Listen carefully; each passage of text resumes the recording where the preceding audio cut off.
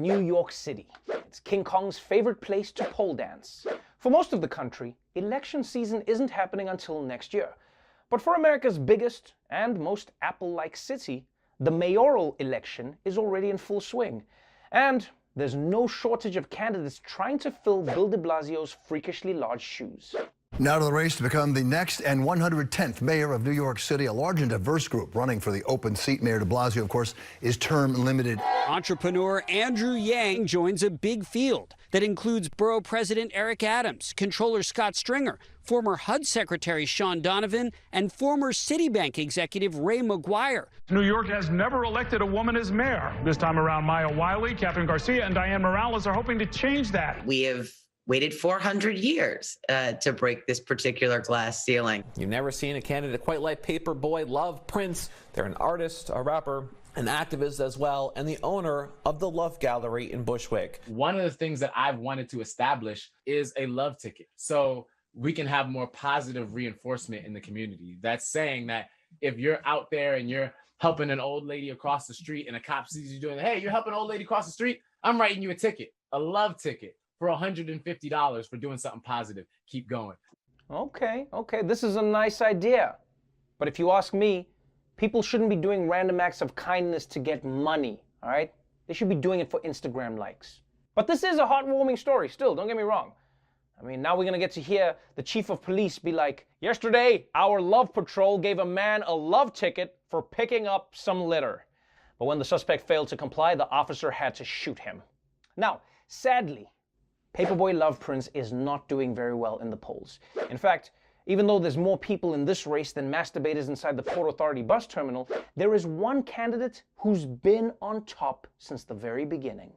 Andrew Yang is by far the highest profile candidate in the race for mayor. He's dominated the polls and the headlines. By most standards, he does tack more moderate. He wants to grow some parts of the NYPD. He seeks corporate partners like JetBlue, and he discourages higher taxes on the wealthy. At the same time, he proposes a basic income for the poorest New Yorkers of $2,000 per year, and a city-run People's Bank for those with limited to no access to banking. He has more creative ideas. One that made headlines, he wants to bring TikTok hype houses, basically creator collectives, to New York City.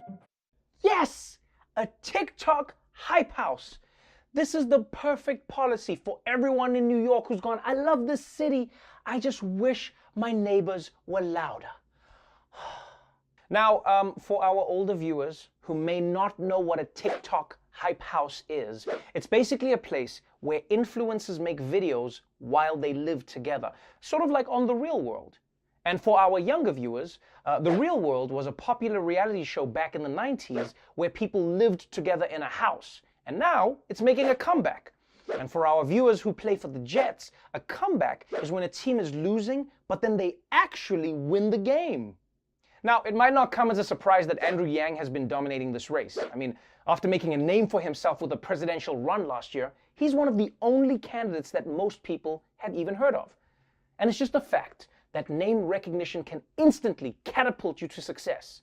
I mean, to be honest, I don't know if I would have even been considered for The Daily Show with Trevor Noah if my name wasn't already Trevor Noah. I think it helped people imagine me in the role, you know, because the name, there was, And it's always great to have major name recognition and major poll numbers.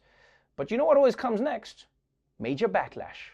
As the frontrunner, he's getting extra scrutiny. Yang admits he hasn't voted in recent local elections. I think, like some others, I may have taken our local government for granted.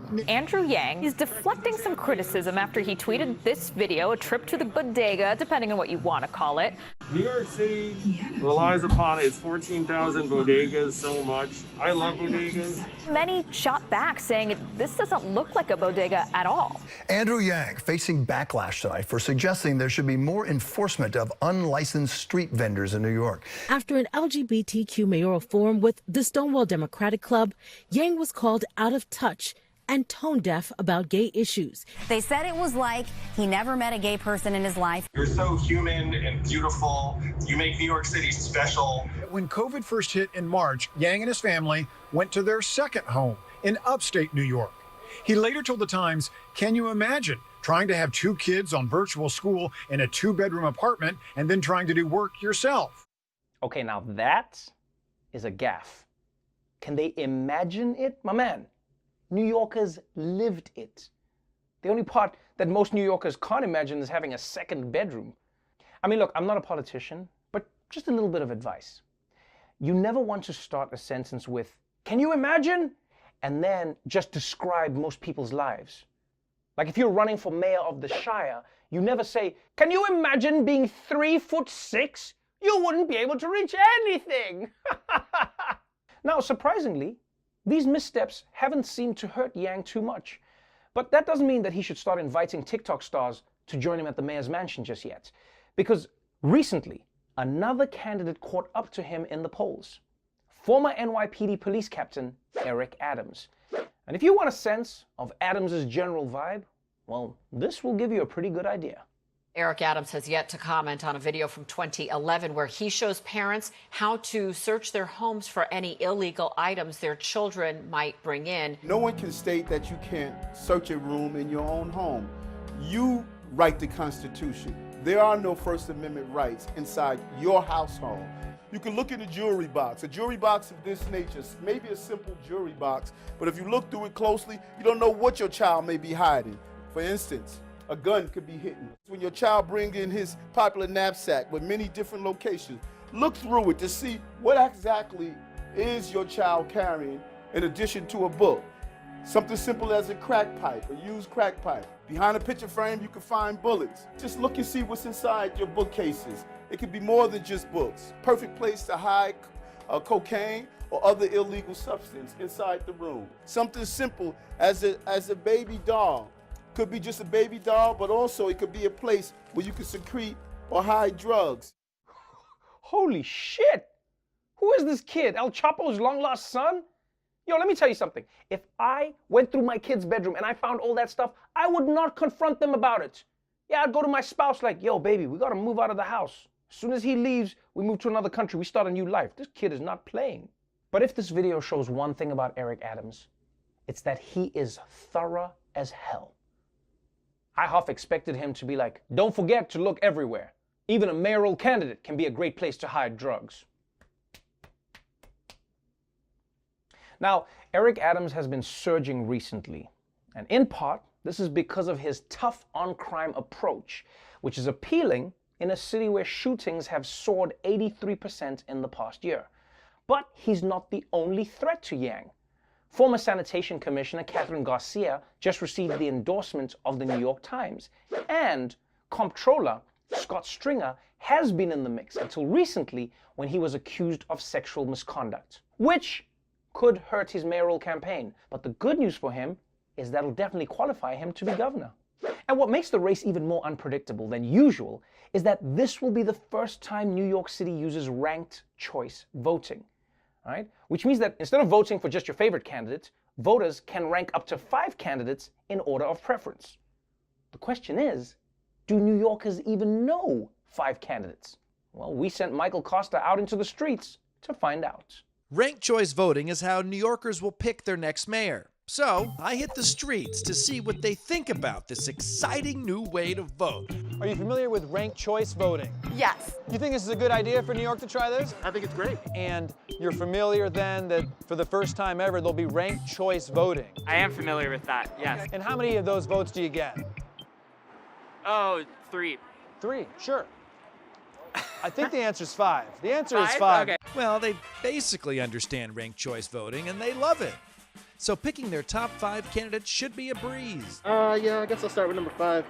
Let me see. We've been at about 3.5 minutes now. Cameron's still unsure of who's going to be in his top 5. Is this timed?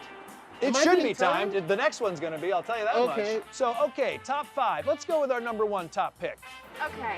Do I have to start a stopwatch, Susan? No, you don't. Okay. Number 2, Louis, you are really taking your time here. Yeah, I'm taking my time. Cameron, I want to thank you for your ranked choice voting, even though you somehow put 6 candidates in 5 slots. You're welcome. So it took a little time to get going. At least once voters considered the candidates, they had good reasons for selecting them. How many? 1, 2, 3, 4, 5, 6, 7, 8. Oh my God. Yeah. Everybody wants to be a mayor. Okay. Hold on now. He's not going to win. Why'd you pick him? I like both his names and his last name. His name and his last name. Got it. And tell me why you went with Catherine A. Garcia, the queen of garbage. The look in her eyes. The look in her eyes. Is this the first time you're seeing and hearing this name? Oh, wholesale. 100%. Okay, I'm familiar with Andrew Yang. How do you know Andrew Yang? $1,000 a month, bro. You owe me that. You owe... I can't wait. Some people should not be here. Who's that, Chaka? This dude. Why should he not be there? Julie? Yeah. You gotta go, man. He's gotta go. Okay, you don't have to put him in your top No, five. the bottom three need to be white chance, man. Susan, how does it feel to finalize your ranked choice voting ballot? Feels adequate. Adequate. Yeah, How was this experience for you? it was adequate. Adequate.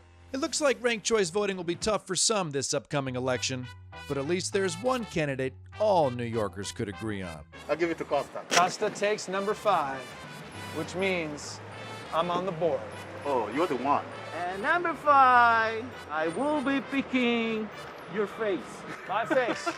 I'm putting you in just for Me? you. Oh, that is me. What's it say there? What's the name? What The is it? hottie with the body. Oh, well, thank you. You didn't have to say that, Helene. No, I didn't. It said it there. So there you have it. New Yorkers are kind of, sort of prepared for ranked choice voting. And though most aren't familiar with the candidates, one thing remains clear. I think I should run for mayor.